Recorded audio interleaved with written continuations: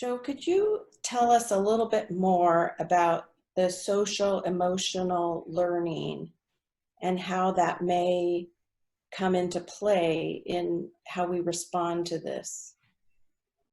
I think just to maybe give some of the what is going on inside people's minds background to both people who are being racist as well as the experience of people who are receiving that.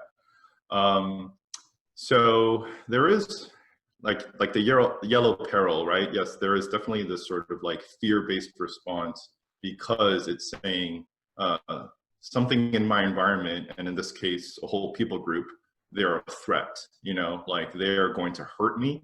And so I want to do something about that. There's a couple of assumptions being made when we're talking about race. And I think, a couple of ideas that sort of are pervasive typically in the context of racism, which is, what one group believes about another group.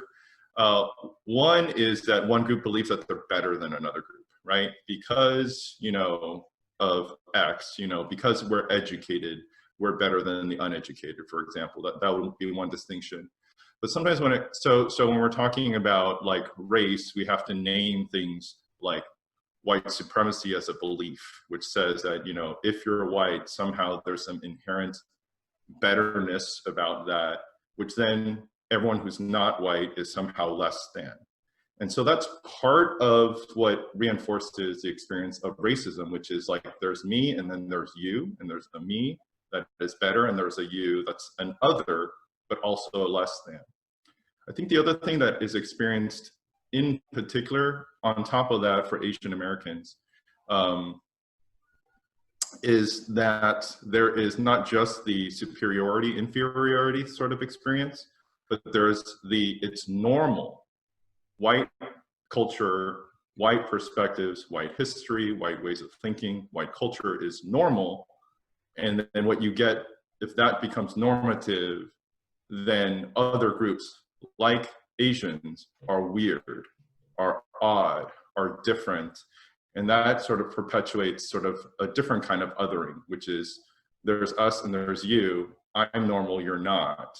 And I think sort of when you can start creating this distance between the group I belong to versus the group you are in, and you start adding things like we're better, you're weird, I think that's sort of at the heart of where some of these ideas of foreigners are dirty, foreigners eat weird things, and therefore it kind of creates this idea that it's only because foreigners are weird or because they're less than, this is why bad things are happening.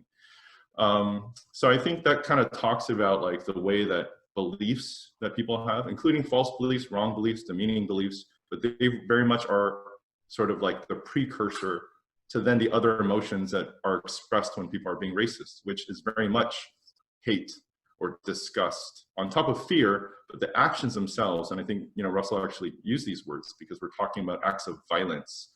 We're talking about things where, children are being harmed. In order to kind of have this kind of ability to be okay with these sort of actions against another human being, you truly have to see them as being truly different and less than, right? So there's this underlying sort of, again, othering that's a big important part as to how racist acts happen. And they very much are driven by, eventually they're driven by, yes, anger and anxiety, but the acts themselves, do have this component of hatred or disgust even, So if we're talking about the intensity, what is the internal motivation for people as they're doing these things? On some level, it is anxiety.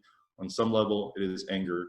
But in the moments themselves, I think people are pushed or experiencing something intense like that. And there is a hatred and there is a disgust. But again, those things come from a belief system that has really othered, people in different racialized groups.